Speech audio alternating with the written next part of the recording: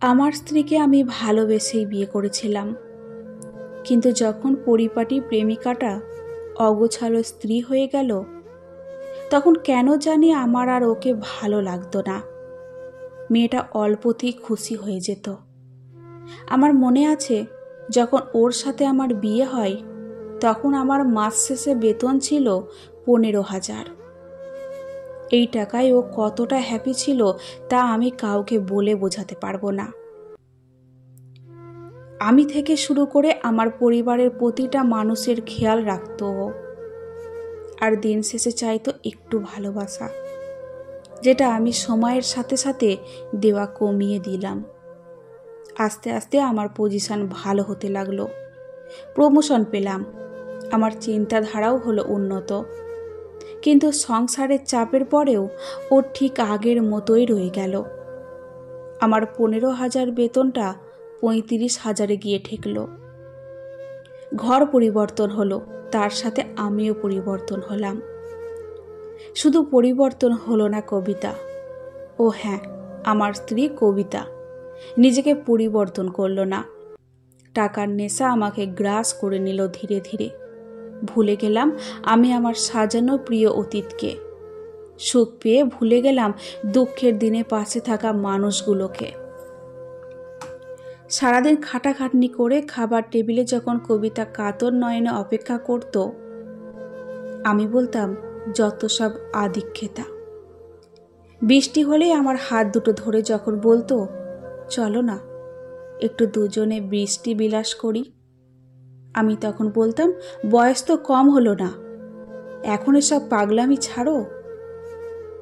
মাঝরাতে ও যখন পিরিয়ডের ব্যথায় কুঁকড়ে উঠত, আমি নাক সিটকে পাশে রুমে ঘুমাতে চলে যেতাম। দিনের পর দিন ওর ভালোবাসা বেড়েছিল আমার প্রতি, আর আমার অবহেলা ওর প্রতি।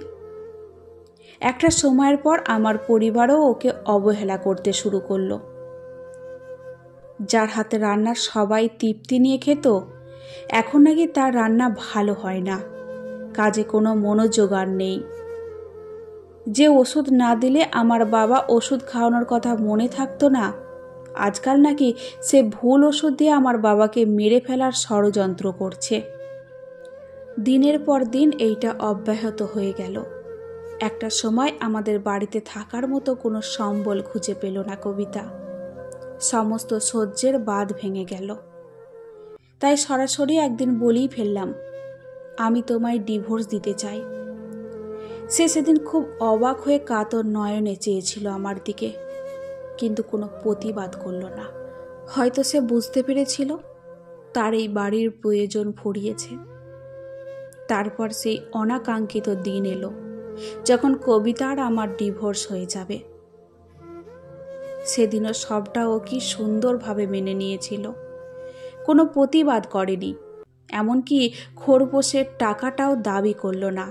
উকিল যখন জিজ্ঞেস করলো সে কেন টাকাটা নিতে অস্বীকার করছে, তখন ও বলল, যে মানুষটা এত বছর পরেও আমার হলো না, তার টাকা দিয়ে আমি কি করব।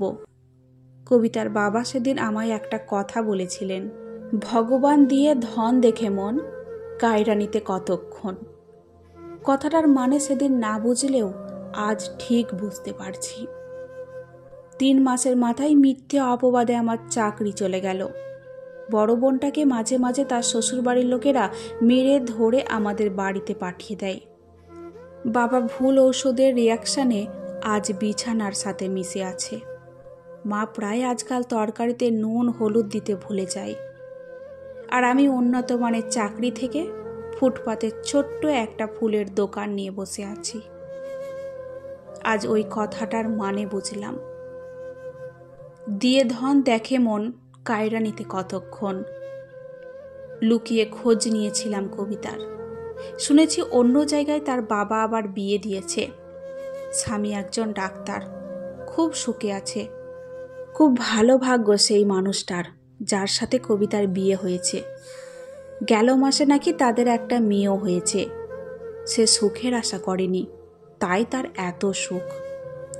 আর আমি সুখের আশা করে মানুষকে অমানুষ ভেবেছি, কতটা অবহেলা করেছি, তাই আজ আমার এই পরিস্থিতি। তাই তো বলে, শেষ হাসিটা তারাই হাসে যারা নিজেকে নয় অন্যকে ভালোবাসে।